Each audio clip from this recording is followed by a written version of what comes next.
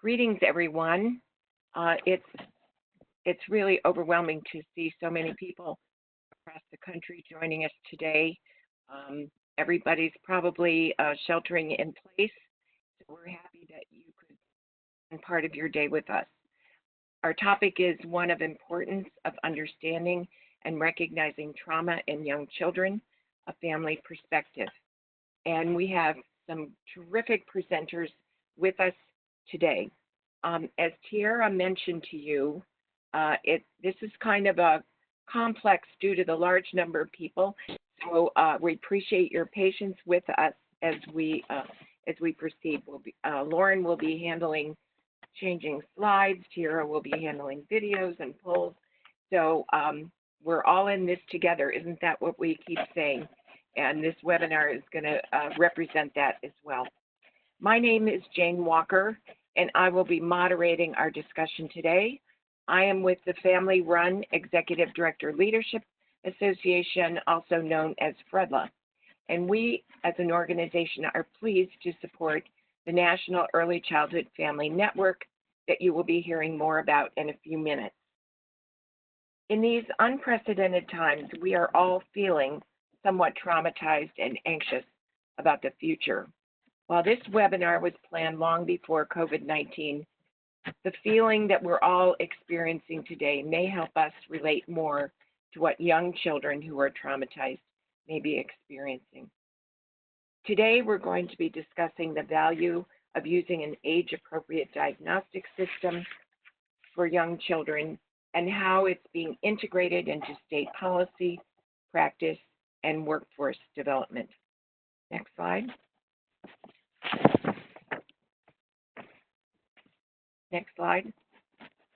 Thanks. We're grateful to the National TA Network for Children's Behavioral Health, operated by and coordinated through the University of Maryland, for hosting this webinar. In particular, we want to thank Tiara Brown, who's been doing all the technical behind-the-scenes work, along with Sarah Warner. They are stupendous. We also want to thank SAMHSA for their support for the National Early Childhood Family Network and for FREDLA, who are sponsoring this webinar. Our learning objectives today are threefold: to gain an understanding of and appreciate how trauma impacts the development and mental health of infants and young children. We want to gain knowledge of examples to support the implementation of 2 different EBPs within community settings, and also hear from caregivers on their perspectives and experience with the issue of supporting and addressing trauma. Next. So before we move on, I would like to turn it over to Tish McGinnis, who is the co-chair of the National Early Childhood Family Network and also the Alabama Strengthening Families Coordinator, to give you more information about the National Early Childhood Family Network. Tish? Jane, thank you so much. And for everybody who is on this call, on behalf of the National Early Childhood Family Network and its members, we really want to say thank you so much. We wanted to share just quickly something significant. Our group has a wonderful initiative from SAMHSA, and in February of 2018, there were 55 family members that were across the country and territories that came to a launch meeting to be able to, we were committed to creating the National Early Childhood Family Network, and we did just that. And we have remained active. We have been working hard to work with parents across the country to be able to bring education to them in a lot of different formats. And this is one of those that we are thrilled to be able to present a webinar such as this for our families, and especially, like Jane had said, in a time like this. So we do have a wonderful video that we are going to share with you to just give you a little bit more information about us.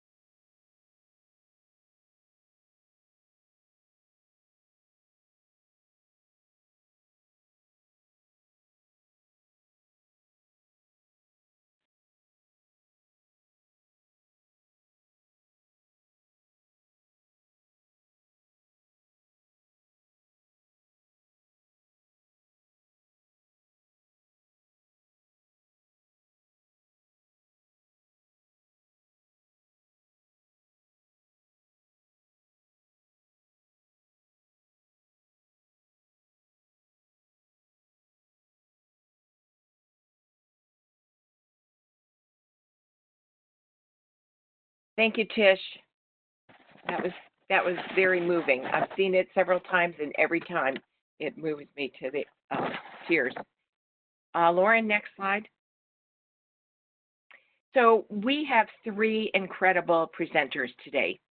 Believe me, these are three people you would just like to be quarantined with, and you would want to listen and learn from them the entire time. Our first presenter is Vidana Williams, who is also a parent and member of the National Early Childhood Family Network Steering Committee. Lauren Rabinowitz is Program Director for the Center of Excellence for Infant and Early Childhood Mental Health Consultation at Georgetown University Center for Child and Human Development. And Kate Wasserman is Co-Director of the Parent Infant Early Childhood Program at the Institute for Innovation Implementation at the University of Maryland School of Social Work. It is indeed my honor to turn the presentation over to them. Lauren? Excuse me, Kate. Not a problem. So we just wanted to take a minute to share with you guys some additional resources around this topic. Lauren and I have the opportunity of co-leading for the TA network, the Early Childhood System of Care Learning Community, which we, based on the nature of early childhood work being so collaborative and cutting across disciplines and sectors and funding streams, we've had the opportunity to pull folks together via web platform before we all had to only meet via web platform, to have monthly webinars that focus on the many components around thinking collaboratively with respect to system building, system financing, considerations for mental health diagnosis for young kids and families, how early childhood systems can be more responsive to grandparent-led families and non-traditional families due to a range of trends that are happening now in our state and country. So we wanted to make you aware of that, and we'll send out links to previously recorded webinars as well as additional ones that we have coming down the pike in the resources as a follow-up to this webinar. Go to the next slide, Lauren. With that in mind, and acknowledging the fact that there are so many varied experiences within this work of early childhood, from families and parents themselves to clinicians and program and policy folks at the state and county levels, we wanted to take a little bit of time to poll you guys. So Tiara, I don't know if you have instructions specifically to guide folks on how to navigate this within the web that they're seeing.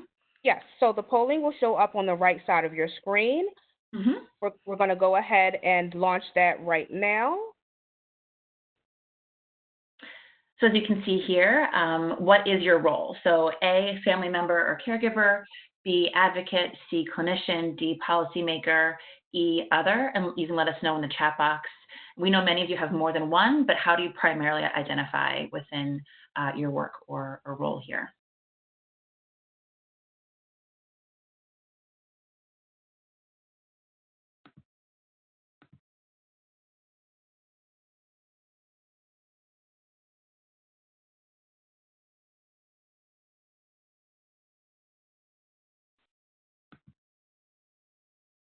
Seeing lots of others pop up in the chat, which again feels so true to early childhood.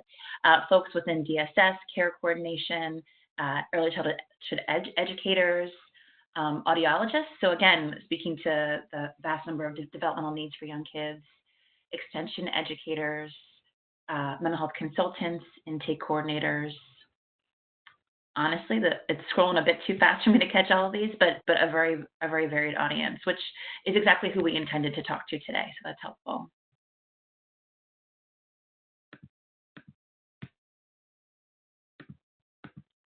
And looks like we have a little bit more time left in the poll. Guardian ad litem as well.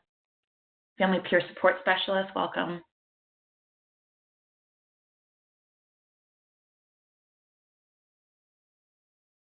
Higher educators, right? So thinking about workforce development as well, which is so important.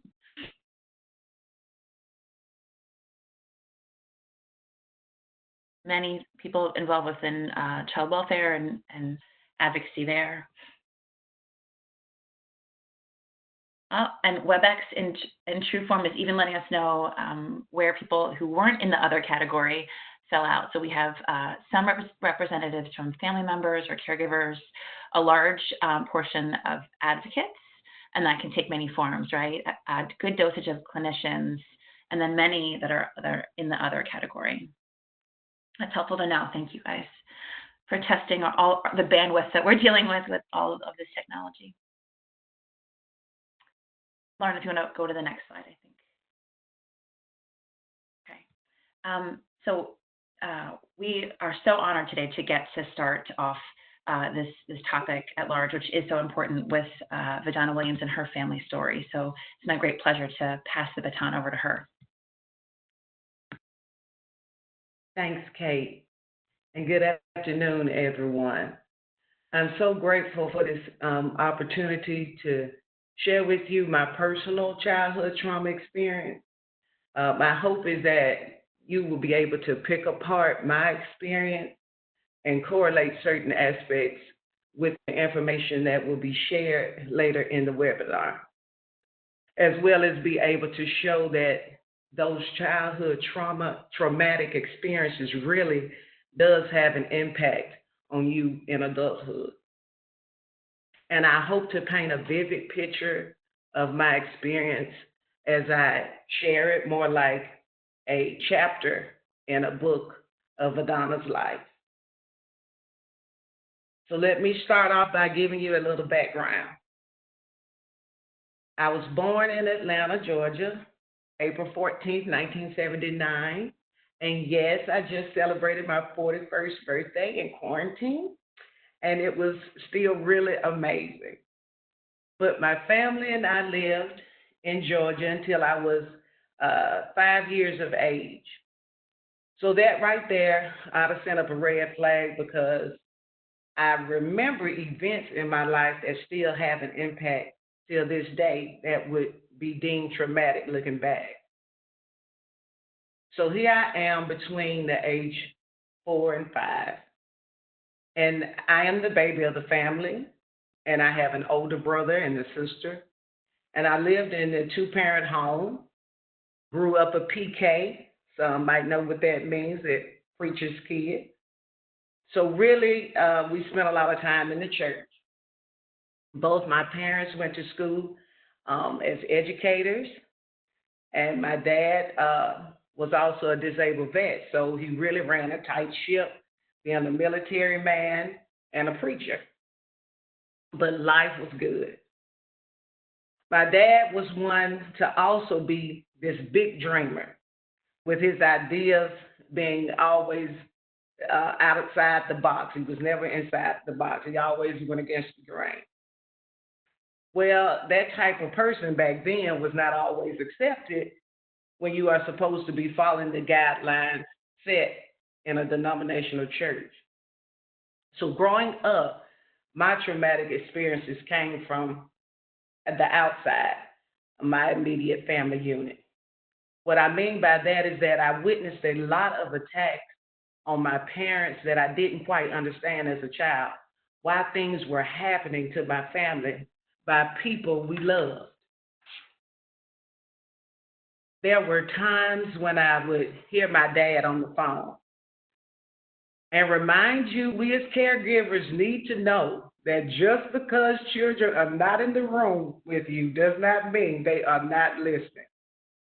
I was that type of child that some might call nosy, but I would also call myself very inquisitive, and that's my story, so I'm going to stick to very inquisitive.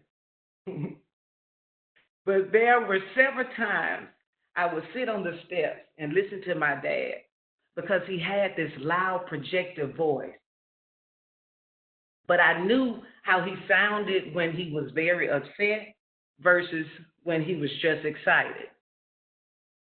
I knew my dad was speaking on the phone this time, very upset. Then I heard my mom crying, and I didn't understand that the things are happening that were out of everyone's control. I remember going to church one day, and an uproar, it was on a Sunday, and an uproar started. And I remember one by one people standing up and shouting at my dad in the pulpit as he was preaching. And I remember him beckoning for the people not to do this in front of the children. I can remember my mom leaving the piano crying and getting someone to grab us up and rush us downstairs of the church. I became so fearful that my dad was up there being attacked and something would happen to him. I remember my siblings and I comforting each other as we heard the rants and raves from the people we love. Is this what happens with people you love? Why are they doing this? Do they not like us anymore? I remember returning home and smiling and saying to my parents, let's just all get in the bed together and go to sleep together, as if that would solve all my parents' problems. But in my own little way, if we just comfort each other and create this safe place with each other, all the bad problems would go away. I remember my parents smiling at me and allowing me to get in the bed with them, granting me that wish. But no, that did not solve the cares of my parents. It continued until my family was asked to leave the church, leave everything I have ever known, leave the house that I have memories in, leave the school I started attending, leave the church family, the ones that loved us. Is this what happens? Is this what people that love you do? Well, we had to relocate into an apartment on the other side of Atlanta. So many uncertainties. Is this our new norm now? So during this time, I started showing signs of trauma. I started wetting the bed every single night. I also started having the same reoccurring nightmare. And this is how the nightmare went. It was always a man entering into our old home we just had to move out of. I could never see the man, just a dark silhouette. We were always running, trying to get away. But he would always end up catching my father, and we witnessed him being murdered. And then somehow we would get away and make it into the garage. But the garage door was always closing. And just as my siblings and myself would make it out of the garage, the door would always close because my mom would fall. And it would close, and I would always see that silhouette of the man standing over her as it closed down. And the dream would just cut off. And I would awake, change my bed because it was wet, and climb into the bed with someone else. Could you imagine reliving this dream as a 5-year-old over and over again? Not once did my parents get on to me about bedwetting. Maybe they did understand something was going on with me and just allowed me to sleep with them. Well, we then relocated to Tuscaloosa, living with my maternal grandparents. I was not used to them at all because I grew up in Atlanta, so it took some getting used to not running in the house. As we know, grandparents want you to get somewhere and sit down, not being loud, that sort of thing. But maybe now things can kind of get normal, and my parents would be happy. Well, little did I know this would not be the kumbaya moment they needed. I was too young to understand in-law drama. But I would still hear my dad upset and my mom crying. How could this be? How did this follow us here? How could they still be unhappy? I remember one day my parents left the home and my granddaddy asked us to sit down and be still. Well, we did, but being young, 6, 7, and 10, sitting down, being still and quiet would be a chore. So I remember picking with my sister and she telling me to stop. And I remember my granddaddy reiterating that he told us to be quiet and be still. Well, I stopped, but then started back again, picking with her. And then it happened. I witnessed my granddaddy reach over in anger and with his open hand slap my sister across the face. We all started to cry. My grandmother rushed and grabbed my sister and started trying to stop the swelling on her cheek. Oh no, I did this. I caused my sister to be hurt by someone who loves us. Is this what happens when someone who loves you and they get angry? We were still crying as my parents walked into the house. I know I caused the whole thing. Everyone is screaming. Daddy is pacing and crying. Mama is crying. Granddaddy is still angry and fussing. Daddy is just screaming, why? Why did you hit my baby? Oh, I'm so sorry. I did this. But wait, why are we packing? Are we leaving again? Where are we going? What is happening? Daddy is crying uncontrollably. Little did I know that Daddy was a victim of child abuse and he was reliving his own trauma in that moment. We left with all our clothes, not knowing where we were going, and ran into a lady at the store. And she said, come and see this trailer that is on my property. I have been wanting a family to stay in it. You guys can move in today. Today. Yay. Daddy said we would have a place to live.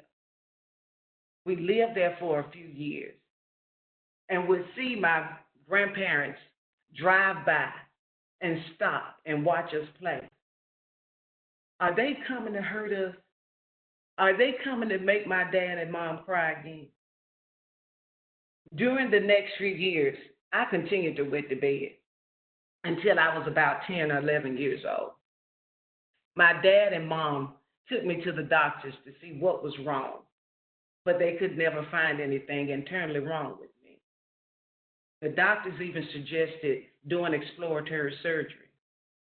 My parents changed my diet, hoping that would help, but it never did. I continued to have the same nightmare, not as often, but often enough. I continued wetting the bed until we bought a home, and I felt secure in the fact that no one would make us leave. This is our home, and Daddy and Mama were finally happy again. Daddy started his own church, and they love him. And Mommy decided to homeschool us, and we are good. I felt safe with them. Did I still jump in the bed with them? Yes, from time to time. So you ask, what impact does these traumatic experiences have on me today? Well, we remain a close-knit family, creating that safe place for each other. And even though we meet no strangers and we would love everyone to death, it is still hard to let people in our family circle because, if you remember, I learned early on that outside the family, people who love you will hurt you and make you cry. I have always been the child that was going to fix your unhappiness. We can fix it together. Now, I know that it is not by cuddling up in the bed, but all through my life, I have never wanted to leave home. Even when I got married, I tried to convince my parents to let us stay. When my dad died in 2007, guess what the first thing we did as a family leaving the hospital?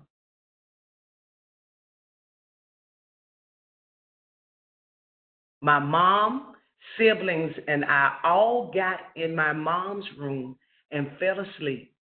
Two on the floor, one in the chair, and my mom in her bed. This is how we always comfort each other, and it never has changed. And guess who never left mama sad? Me. Yes, I never left this house since my dad died. My husband sold our house and we moved in to care for my mama. When I am faced with stressful times in my life that I don't have control over, I still will have that same nightmare. But now my dad is replaced by my husband, and my children and I are running away from that silhouette. And no, I can't jump in the bed with my mom, but I do use my husband as my personal binky, and he knows it. And I will wake up from the nightmare and snuggle up under him and say, "Put your arms around me. I just had that nightmare."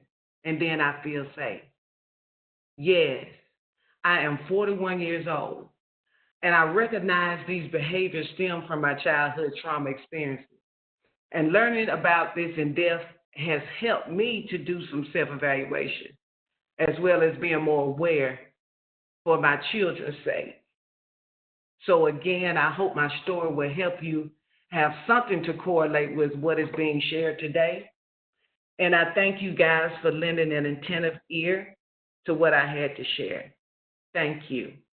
And now we'll hand it over to Lauren.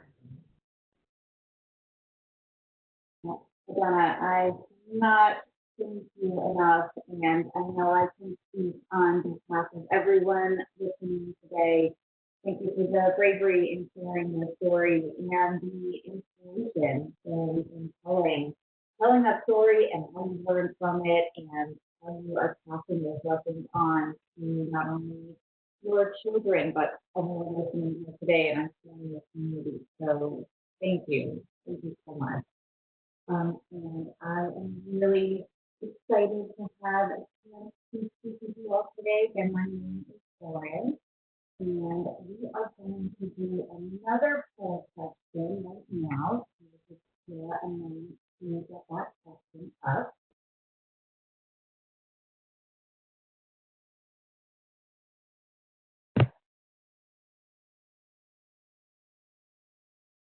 I guess the audio might be a little bit low. Does it sound any better?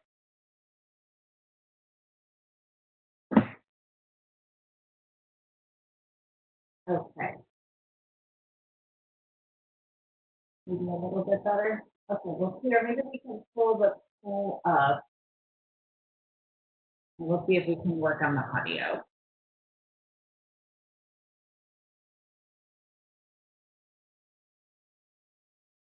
Okay, so what we have up here is a poll asking if you could rate your comfort in recognizing signs and symptoms of trauma in young children. So 1, not comfortable at all. 2, you feel somewhat comfortable. 3, average comfort. And 4, you feel very comfortable. And go ahead and I'm going to let that poll be up for just a moment. Hi, Lauren. You're sounding a bit muffled, so I'm going to have you try to reconnect your audio again while folks are in the poll. So if you can go up to communicate, click on audio connection, disconnect your computer's audio, and just click on those options to reconnect again.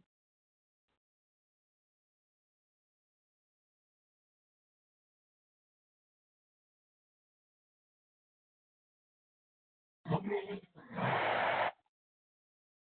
that any better? Better, but you sound a little far away. Are you able to get a little closer to your computer or speaker? How about that? That's better. Thank you. Is that better for everyone? Yes, we're getting a yes, yes, better. Great, Yay. awesome. All right, I'm going to admit something right now. I have a glass of water, and I think I put it right in front of my mic. So there we go. I think that was the problem. All right, so we've reached the end of our posting broadcast results. I'm sharing my screen because I wasn't able to see them as they were coming through. So let's see where everyone is in terms of their.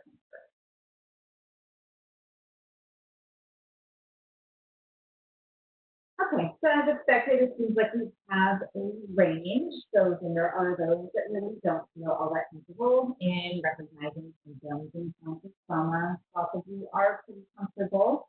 I'm glad to see lots of you feel pretty comfortable, and a few are very. So hopefully through this conversation today, we will see some techniques and some ideas and some strategies to help you increase your comfort a little bit.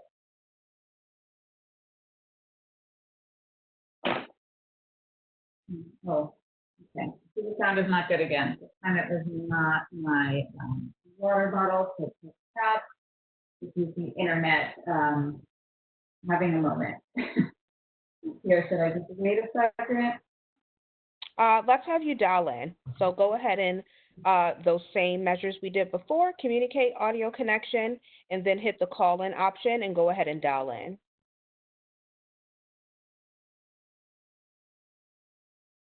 Sorry, everyone. Just give us a moment to go ahead and solve these tech issues. We want to make sure that you are able to hear, so just give us a few moments.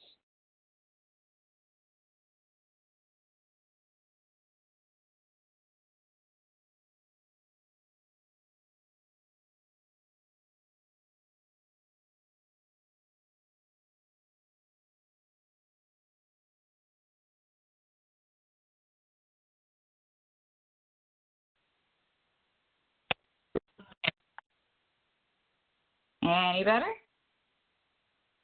Much, much better. Yay.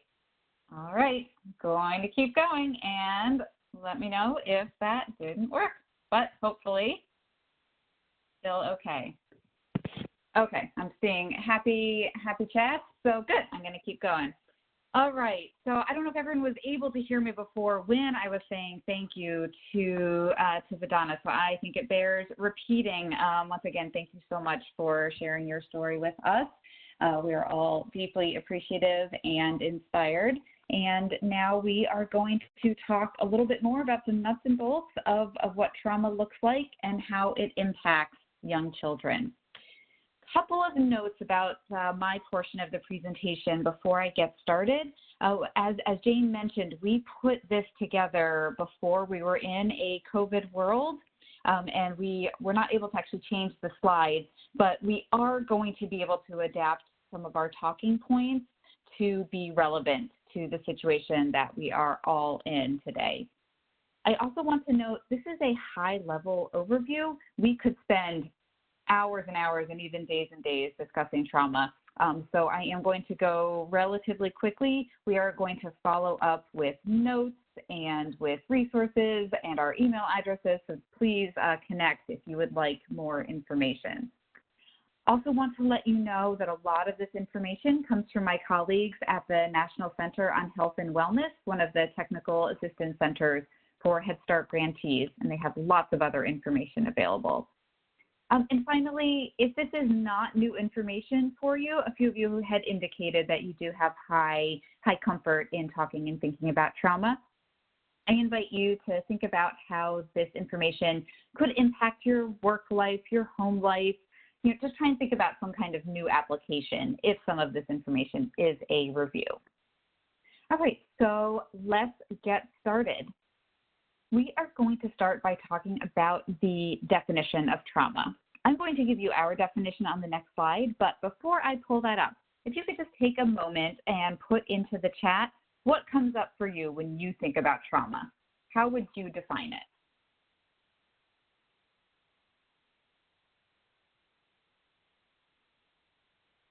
What comes up?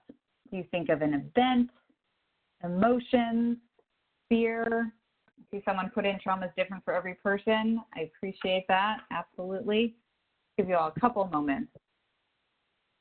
Oh, wow. This is an amazing group. Literally scrolling too fast. I can't even get to it all. This is fantastic. Disassociation, fear, ACEs, sadness, abuse, neglect. Excellent list. You all can keep going with that. That is great. So, lots of times we think of events or experiences. We might think of the death of a loved one, separations. Certainly our current situation and all the implications of COVID may come up. The definition that we are going to work with today is what you see on the screen. So trauma occurs when frightening events or situations overwhelm a child's ability to cope or deal with what has happened. So the key piece here is about the ability to cope or deal with the event and less about the event itself. So 2 important notes about this definition. 1, not all kids react to traumatic events in the same way. What can seem really daunting for some kids may be less challenging for other kids to deal with. I think that was the very first person who put something in the chat said that exactly. Something else to keep in mind is the difference in how adults and children process and experience trauma. I bet everyone on the call today can relate to this. I know I can. My stress level looks very different from my 3-year-old stress level. All right. All right, so we are going to now do another quick video. I'm hoping that the technology will cooperate with us. So this is a longer video. It's about 7.5 minutes. We're only going to watch the first 2.5 minutes. I encourage you all to watch it. We're going to send you out the link, but hopefully that'll work. So we're going to watch a couple minutes of this video.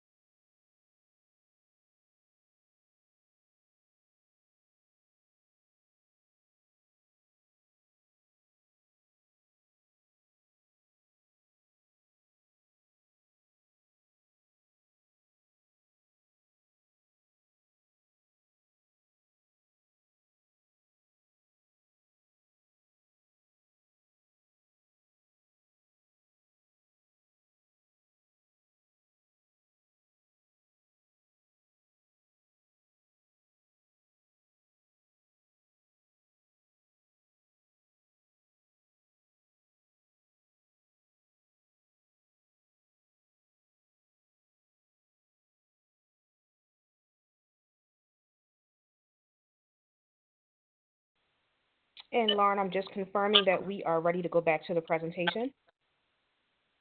All right, I think I just need permission to do that.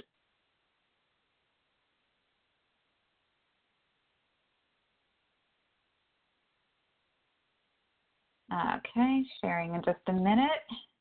And sorry for those of you that were not able to hear. We will definitely send the link out. I saw a couple comments in the chat that you would like to see the rest of the video, and you are right on that. It is an excellent, excellent video. There's actually a whole series of videos that use some of the same individuals and the stories on the website that we will share. All right, so you heard a bit about the ACEs study, which was likely or possibly a review from for some of you or many of you. What I actually want to do today is bring your attention to a newer application of the ACEs study. There's a physician named Dr. Roy Wade Jr. who's developed a framework to expand ACEs to reflect life situations beyond those that were covered in the original study. That original study was primarily of middle-class Caucasian Americans. Specifically, 75% were Caucasian and only 4.5% were Black, and that includes both ways of the study. So this missed some important events. So what Dr. Wade's work does is he includes adversities such as community violence, discrimination, and racism, which were not included in the original study. The important point is the same. Early experiences matter in both the short and long term, but it's really important that we examine the full breadth of those types of events that can cause later life health challenges. For those of you that are not familiar with this work, I encourage you to learn more. It's really fascinating and very, very impactful. All right, so we are now going to move on and talk a little bit about historical trauma and intergenerational trauma. So what do these terms mean? So this occurs when traumatic experiences are not resolved or processed and so passed down from generation to generation. So basically what this means is that impacts of the trauma may be felt even if not directly experienced. Some common examples that we think of include slavery, genocide, massacres, forced relocation, and of course, pandemics. So I want to pause here and reflect a bit on our current situation. There are lots of very smart individuals who are talking about the COVID crisis as having three different stages. There's the crisis response stage, then the new normal, and then eventually we'll be moving into a recovery phase. Where you are in these three phases is somewhat subjective, but most of our country right now is in the crisis response, kind of moving towards the new normal phase. But for the purposes of this webinar, and for all of you who are working with or parenting or supporting young children, we just need to give voice to why this time for us is so challenging and give ourselves permission to feel what we are feeling. Living through this pandemic is a trauma. Our brains are adjusting to get us through it. If any of you are experiencing feelings of numbness, maybe some hypervigilance, anxiety, know that that is normal. What we're not really processing right now, we're more getting through it. So it is okay and smart to lower expectations and be kind to yourself. But the good news is that we have the opportunity for healing, and we can hope to try and ameliorate intergenerational trauma. So of course the question is how do we do that? So basically we reduce that transmission from generation to generation through processing and giving space. There's a lot more that I could say about this, so please let us know in the chat if you would like more resources on this topic. We're going to move on a little bit and talk about what trauma looks like in young children, but please do connect with us if there's more information you'd like here. I do hate to shortchange this topic. All right, so now we really want to talk concretely about signs and symptoms of trauma in infants and toddlers. There is a lot listed here, but what is really important when looking at this list on your screen is to recognize that these signs and symptoms in young children, things like eating and sleeping challenges, showing anxiety, irritability, perhaps some regression in different developmental milestones, language issues, startle reflex, having trouble engaging, etc. These signs and symptoms can look like a lot of different things. Some of the results of typical child developmental milestones. Show of hands, who's had a baby that might have had a sleep regression, right? So some of these things are very, very normal.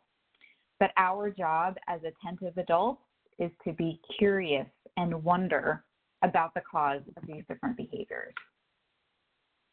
So this list here shows some symptoms of trauma in preschoolers. Looks somewhat similar to infants and toddlers. I want to give an example just to be really concrete about this. So let's think about attention deficit hyperactivity disorder. ADHD is an example, because that is very commonly diagnosed in young children. So I'm going to say a list of a couple symptoms that are shared between children that have been diagnosed with ADHD and might have childhood trauma. Trouble concentrating, difficulty learning, being easily distracted, not listening well, disorganization, hyperactivity, having sleep disturbances. So from that list that I just read and looking here on the screen, you will see a lot of similarities. So why does this matter so much? Well, it matters because even when behaviors look similar, we absolutely need to get to the root of the problem so we can get the right support in place. Therapy for a child that has experienced or is experiencing trauma is not the same as for attention deficit hyperactivity disorder. So we need to have our detective hat on and be very careful to get all the information and seek support from the right professionals. So I want to talk a little bit about the learning environment. Again, this was a slide that was created before we were all learning in our homes, but it actually, I think, has lots and lots of relevance right now. So we see the impacts of trauma in all educational settings, even beginning with infants. So many of you that might have kids at home right now or are supporting other caregivers that have children at home, you might be seeing impacts of trauma. There is likely to be a lot of fear for parents that might be essential or frontline workers, fear for grandparents or community members that are elderly, depending on the age of the child, fear of getting sick themselves. It is a very scary time, and we need to remember that as we think about educational expectations, so COVID or otherwise. We will really want to hold this in mind when school doors do reopen and children are starting to transition back to a traditional learning experience. We want to be very, very careful about our expectations. All right, so we have spent a few minutes talking about what traumatic events are and how those events may be impacting children. Let's now think a little bit about how we can help support children. What can we actually do? All right, this is one of my very favorite slides. Healing happens in relationships. I'm going to say that again. Healing happens in relationships. So this is the positive that we can focus on right now. Being on this webinar is positive. There's over 1,000 of you on this webinar right now, whether as a parent, caregiver, educator, advocate, policymaker, you are honing your ability to help children and yourself heal from trauma right now. So again, what can we do as caregivers? So all the information on the next couple of slides are very relevant as we navigate our current crisis or in thinking about any traumatic event.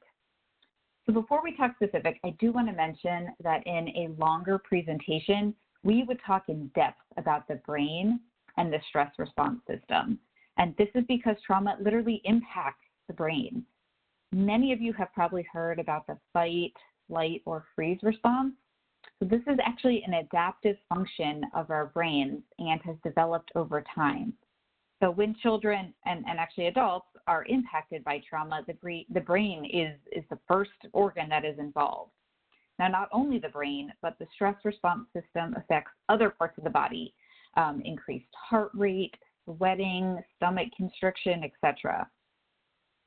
Think of a time that you have been anxious about something, perhaps were either in or witnessed a traffic accident or received bad news on the phone. But we often hear people recounting those events and will say something like, my stomach was in knots, or I couldn't breathe. So that is the stress response system taking over. So let's turn our attention to how to help children that may be experiencing those really scary symptoms. I think it's helpful to think of concrete strategies. So those that are listed on this slide and the next slide, they seem so simple and basic, but they are really impactful. And that's because our goal here is to calm the nervous system. So how can we do that? So for example, the first strategy listed here about identifying a primary caregiver. This suggestion is usually thinking about the school environment where there might be many different teachers that one would really be working on, on having some specialized attention with a particular child. This can definitely translate to the home environment as well. Certainly about being physically close to children. That one I want you to think carefully about. That's only if that is appropriate. So you do have to take into consideration the type of trauma. That might not always be appropriate, but often holding, cuddling, and rocking children is something that is very soothing. We heard Vidana talk about that earlier. Certainly being quickly responsive to cues, cries, anything that you're seeing, want to respond very quickly.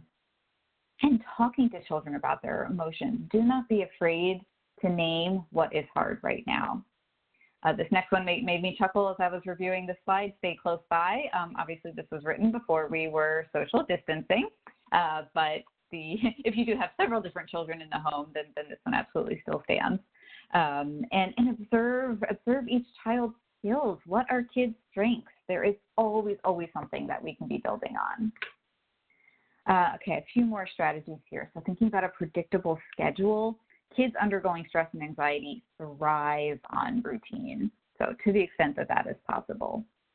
Choices help scaffold decisions and daily activities for children.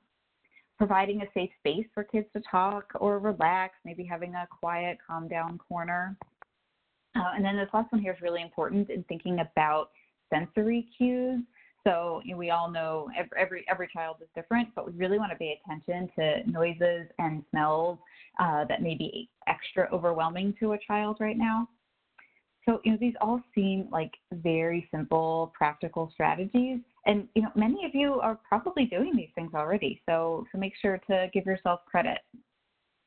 I also just want to take a moment to say there is a lot of pressure on adults right now to act in just the right way for our kids. I'm sure we have all seen those color-coded schedules floating around on social media of how you should go about your day. I would just like to say that we are all doing the best we can, and give yourself grace, and please just remember that.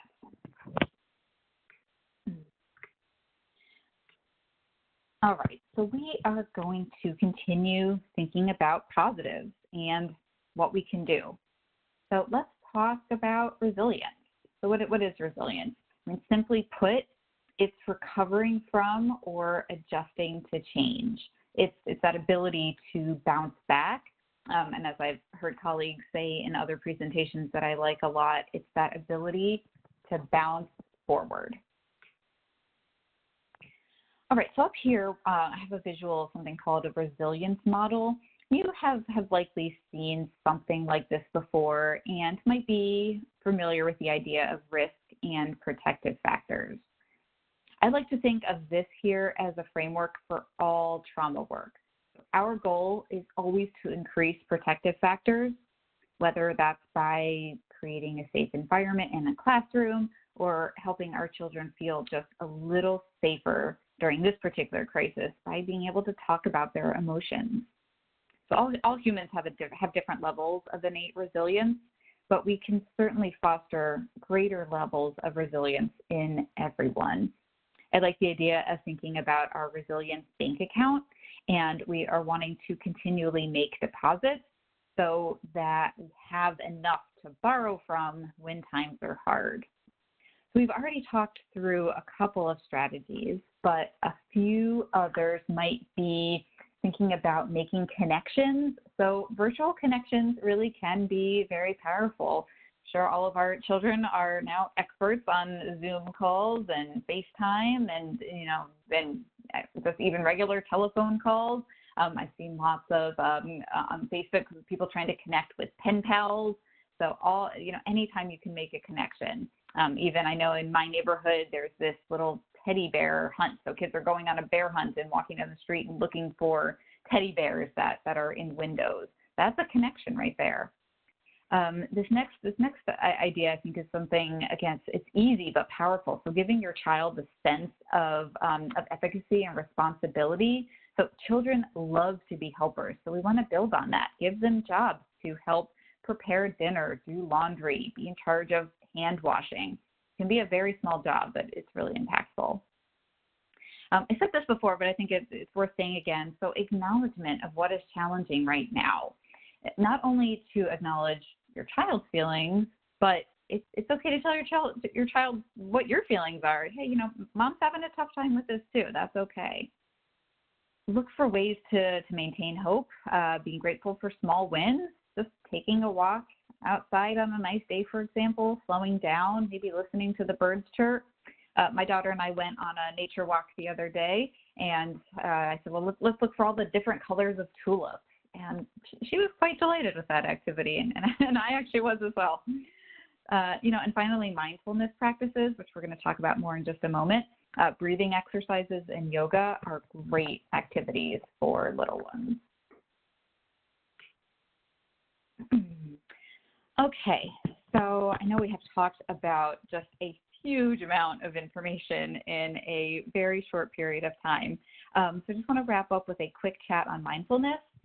Mindfulness can be defined in many ways, but really it's a collection of strategies to help train the brain to have greater attention, awareness for your own behavior. And, the goal here is to create a sense of calm, to be able to navigate any situation, which sounds pretty good, right? So again, the National Center on Health and Wellness, they have a fantastic suite of mindfulness materials that are designed to help the early childhood education workforce. I encourage you to visit those materials. We'll send the links out. I think they're helpful now, and they are absolutely going to be essential when schools reopen. So again, we could spend lots of time talking about mindfulness, but we only have a couple moments left.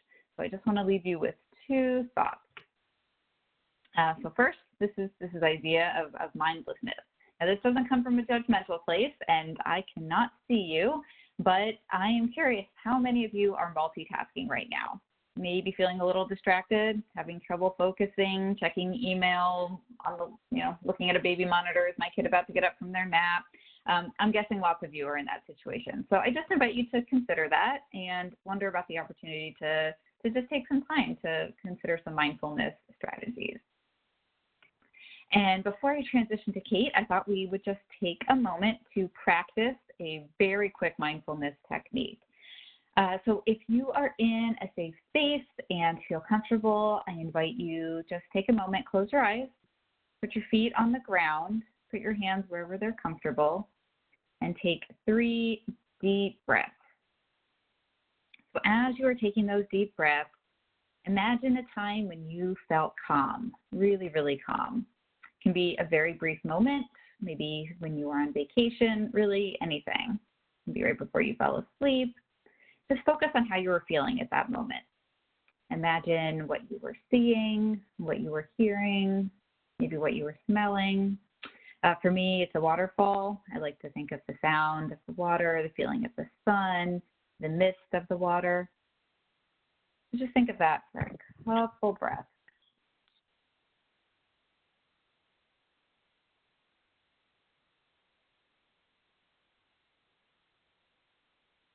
All right, so I want you to just come back to wherever you are, away from your calm space, and just know that no matter how busy and intense you're feeling, you can always come back to this safe place, and you can always come back to your breath. So thank you all so much. I think there were lots of great chats and comments coming in. I'll take a look at them now, and I'm going to transition over to Kate. Thank you all.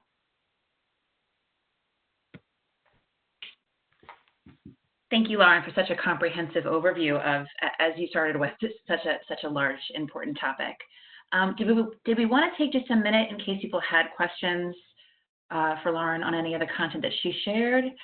I know you guys have been an active group in the chat, so just wanted to offer that if anyone had any burning questions or clarifications. I saw lots of people sharing about their personal experiences within the role or as caregivers themselves, as well as requests for some information, and we'll surely gather that and disseminate that to everyone when this is over, as well as the slides themselves. So you guys will get access to the recording, all that great stuff.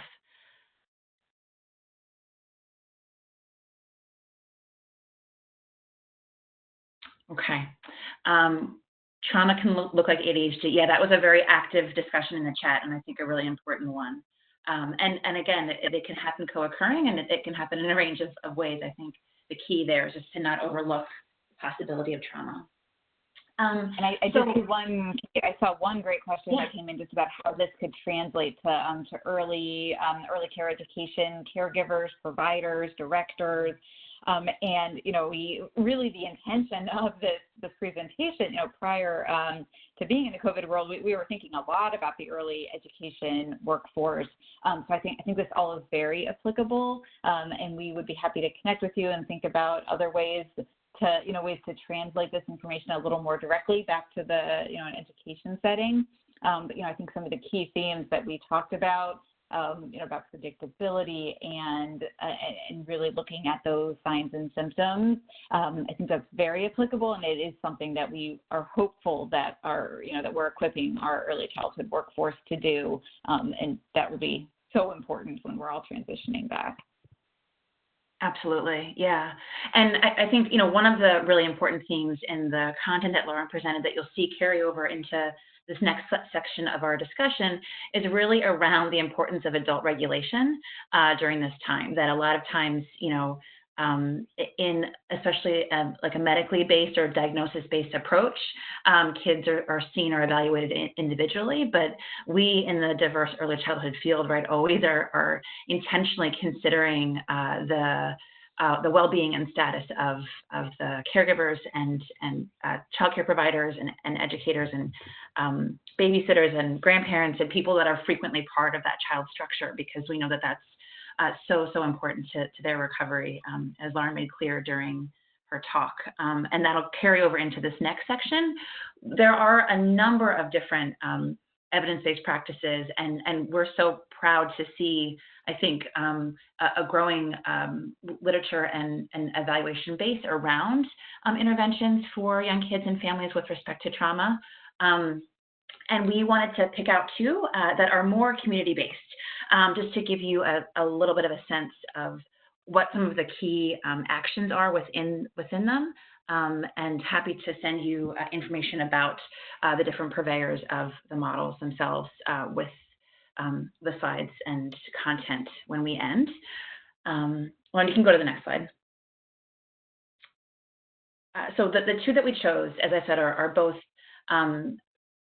very community-based, have been applied in a range of different settings and contexts, and don't have to happen within a clinical setting. So many of you, it seems like from the polling, and Lauren and I have the fortune of having this in our backgrounds as well, have some specialized clinical backgrounds with kids with trauma or with this need. But part of the goal of this work as well, and that's highlighted in the question that Lauren just answered, is how do we support all people that are intervening with kids and families in primary care settings, in education settings, in home visiting, to have some skills and supports so that kids don't have to get so symptomatic that they have to go to a place called psychiatry or psychology and have the burden of mental health visits when some work can be prevented or supported or supplemented within other settings. So we're going to talk about the FAN, which is facilitating attuned interactions, as well as ABC. And Lauren, you can skip to the next slide. And thank you for managing the technology of this. So first, going to go into the FAN, which was born out of the Fussy Baby Network. If this is a model that any of you have experience with, would welcome you to chime in on the chat to share how you're using it, or if you've heard of it, if you have interest in it, et cetera. But it is a national model out of the Erickson Institute, which is a graduate school in Chicago dedicated to early childhood. And a professor there named Linda Gilkerson developed this model with actually some child abuse prevention funds in the city of Chicago, really aimed at reducing rates of shaken baby syndrome or risk of abuse or neglect for young kids. They started with a warm line model, so they really used outreach through pediatric primary care visits to engage caregivers that medical needs were ruled out, but babies were still fussy and hard for them to manage. And it really takes an approach, and I'll go through the nature of the model itself, but it takes an approach of really understanding the baby that the parent sees, rather than ensuring parents that we as clinicians or we as practitioners don't have concern. Because what they found was that those parents didn't feel listened to, and it's really important to kind of understand what is behind the parents' stress or worry, or again, their own dysregulation as it relates to this child. We'll spend some time describing the model more, but just to let you know, so it was born out of Chicago, and then in the era of McVie funding and spread throughout the country, really got into a number of states within home visiting centers, and since then has been picked up by infant mental health practitioners in different areas, and has hubs with trainers and providers and people trained in it in 19 different states, and I believe 3 different countries internationally. And I was trained back in 2013, I believe. I can look it up if anybody needs to see evidence, but I believe it was that long ago. But after a good number of years of doing clinical work, and this approach really helped shift and sort of scaffold the true conceptualization of a reflective practice model, where you're not going in as an expert in child development or mental health services, but really giving you a foothold to partner with the family. And it's been applied within that time frame to a range of different providers and people, including folks within DSS, folks that are working with peer recovery networks for moms up in Boston that are in the process of securing recovery from substance use and trying to reengage with their children. With primary care providers, as I believe I've said, and also even judges and lawyers. So it's really a very universal model, but born out of this initial warm line in Chicago. You can hop to the next slide, Lauren. This is just a quick slide to show you where many of those hubs are. And it's, again, I think where you would see a lot of stronghold of infant mental health work happening across the country in different innovative settings and centers. You can go to the next slide. So just a little bit more about the model. This is a quote by Daniel Stern that really gives you a sense of some of the core theory of change within the model. So this idea of connection is built by being with, to share in another's experience with no attempt to change what the person is doing or believing. As you can see, this is also very trauma informed. Many of you talked in the chat about this idea of how do you pace expectation around children's recovery or reduction in challenging behaviors as it relates to trauma. And so this approach is really guarded towards caregivers, but used for mental health consultants as they're working with childcare providers and many other folks to kind of really understand. I'm not going to try to convince you that this isn't the worst 3-year-old ever, because if that's how you came to me with that, saying that this was the worst kid that's ever been in your classroom, but how do I really understand what that experience is like for you so that I can give you information, or we can shape a plan that's really flushes out what your barriers are and what might be underneath that intense response. Go to the next slide, Lauren. So you can see here, this is a visualization of the model with the goal of understanding parents' concern really being at the center. So the different wedges that you see around the circle, the red circle, sort of shape where the FAN practitioner is as they're going through an interaction with a caregiver. So to answer the question that came before we changed to these 2 EVPs, I mean, this is, I think, very much a model that can be used to support consultants or educators in early education settings around how do they understand where a parent is. So it starts first with mindful self-regulation, doing some sort of practice like Lauren led us in so gracefully, to really regulate ourselves. Because if we authentically want to come into an exchange with a parent or a family member and be that regulated other, where we're able to understand what the perspective is without the intent of changing it, we need to be able to be as calm and centered as possible. Linda often talks about, she has a slide that she always uses that says, in order to bring the calm, we have to possess it, right? And so the importance of really starting with that so that we can connect as much as possible and get as much data from what's going on, so that informs the approach. The next wedge, or a feeling wedge, is that of empathic inquiry, right? So really starting off the conversation with an opening question that asks, what has this experience been like for you? So not, a lot of the clinical questions that we often lead with, or a report of, did you do the homework since I last saw you? But really, how do I understand what this past week has been like for you? And we can imagine what some stressed parents might say right now, right?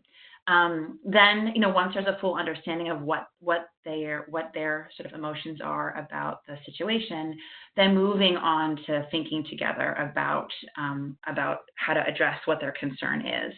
And then, as you guys know, often when there is considerations for trauma that might couple a parent's capacity due to their own stress or substance use or mental health presentations, we're sort of balancing that, right? How do we balance what safety concerns might be up against their own parental concerns around a child, to really kind of inform the work and support that dyad being as successful as possible. And then, once there's sort of a thought together, and really, again, leading with where they understand the concern to be and possible solutions around it that feel authentic to what they can do within their setting, within their home, then going to trying it with them. So what might it be to try that if I'm not here? And then processing it once they do try it, which is how you get into that last wedge of integration. So the idea of, using this as really sort of a problem-focused conversation, but with the intention of really tying that in so that it's not just dependent on us when they're, I guess at this point, video chatting with us, and then we leave the electronic room, so to speak. But how do we help them really intentionally map out how they would respond that way when the next moment of frustration or concern comes up? And you can see that all of that is really rooted in the three boxes that anchor the work, right? So that we're always trying to increase parental confidence, strengthen the parent and infant relationship, and promote the healthy development of the parent and the infant. And I love the wording of the last box, because so often when we think about development, we think about how babies or toddlers are developing. But the idea really here about how do we help a parent develop their skills, and acknowledging that it takes, as kids advance into different stages, the importance of developing different parental approaches as that's happening. So as you can see, it really informs the interaction and has been overlaid with a number of different curriculum or focuses of the interventionist. Lauren, you can pop to the next slide. Some people are saying that it reminds them of PCIT. Yeah, so it's been, as I said, really sort of partnered with many different applications, really just upping the ante of the reflective structure or capacity of the person that's providing the service is the intention. And again, really thinking about how does it help providers engage others. You can see in the asterisk here, because there's so many different providers that get trained in the model, that can refer to anyone, right? It can refer to a child care provider, a teacher, director, home visitor, mental health consultant, et cetera. But the goal is to really be where the parent is, and to see or hold their experiences. To stay longer in the hard places. So the hard places most typically meaning the periods of emotion where where people are, typically avoiding discussion around emotions or parent affect. How do we help people within the workforce delve into that a little bit, not for the sake of being nosy or sort of assuming diagnoses about adults, but to inform what the intervention on behalf of the child is, right?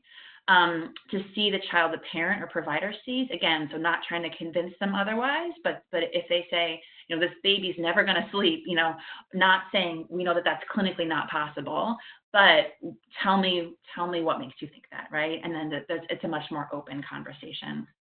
And then again, to have a model that holds the practitioner as well as the parent. So many trauma-informed practices really do this and hold it as a key practice of kind of acknowledging that there's the importance to focus on the stress response of the providing population so that we can keep good people in good work and feeling effective and supportive. And the key there is access to reflective supervision. Lauren, you can jump to the next slide. So again, this is just an example of the FAN being used within a number of different systems. So I talked to you a little bit about sort of a trauma-informed approach and how that has different components. And this talks about the importance of really having supervisors trained in this model as well. I think so often when we're trying to roll out evidence-based practices within big or large systems, we get the frontline workers to get trained in it, but not always the leadership or supervisors or policymakers. And so the importance of having this be a concentric line of parallel processes so that we're able to have supervisors support direct service staff or those intervening with this approach so that the providers can do that with parents and the parents can do that with their kids. You can go to the next slide. And again, just a couple points that sort of feed the discussion around trauma-informed practice specifically to the FAN. So when you get trained in the FAN, you dovetail what Linda calls ARC questions, or beginning, midpoint, and ending questions that highlight the importance of anchoring a predictable structure for interactions, and that it's really about collaboration, which is going to reinforce the development of self-efficacy or capacity within the caregivers themselves, which is a goal of trauma-informed approaches. I'm being mindful of the time. Lauren and Sarah, how much more time do we have on this web chat? I'm seeing some discussions in the chat. Does this go till 3 or 12:30? We are scheduled to 2:30. Okay.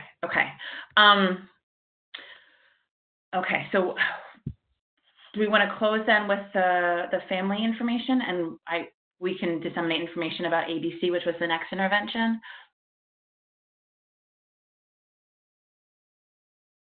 I just want to be respectful of everyone on.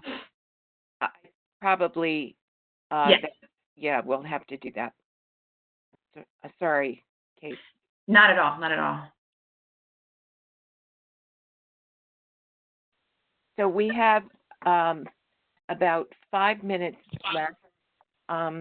Tish, do you want to, first of all, this is Jane Walker again from Fredla, and my gosh, what an incredible presentation.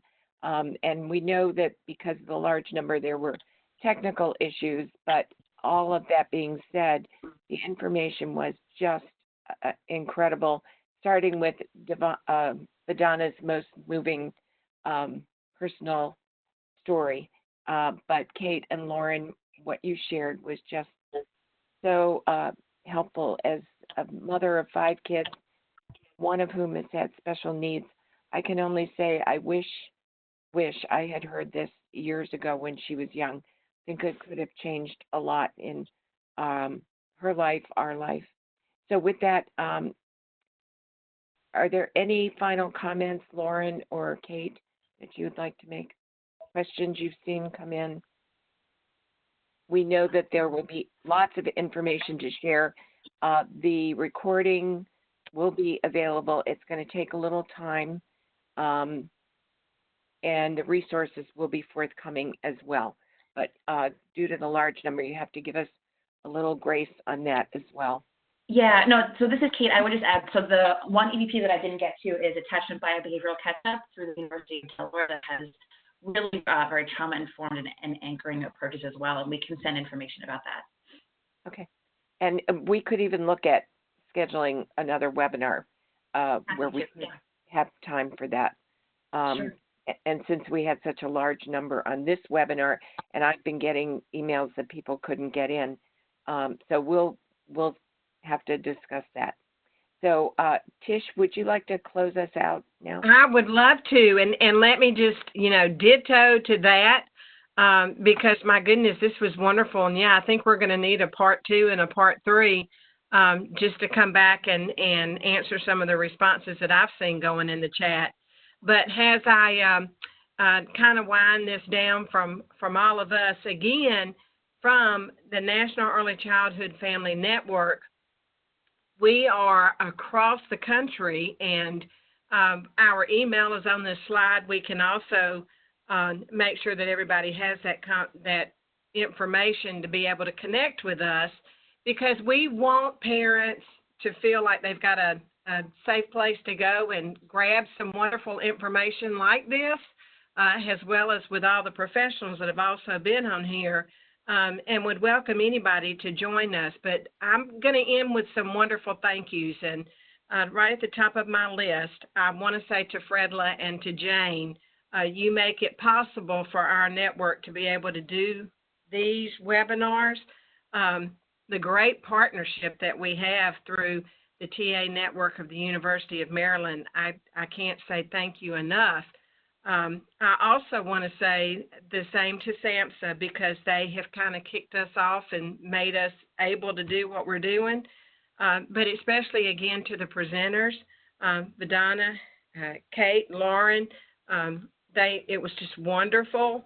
And again, please feel free to reach out. There's a lot of information that we can all share together to get us through this. I don't want to say a new normal, that we can just get through this time together, but thank you so very much for coming and attending. And there is a link to a survey that would be very helpful if you would just take 30 seconds. It's a few short questions to give us feedback on the webinar. That would be most helpful. And as Lauren helped us, breathe deeply, and we'll get through this. Stay well, everybody, and thank you again to our tremendous presenters, to Tiara and Sarah, who managed this large group with the technical support. So have a good rest of the day, everybody.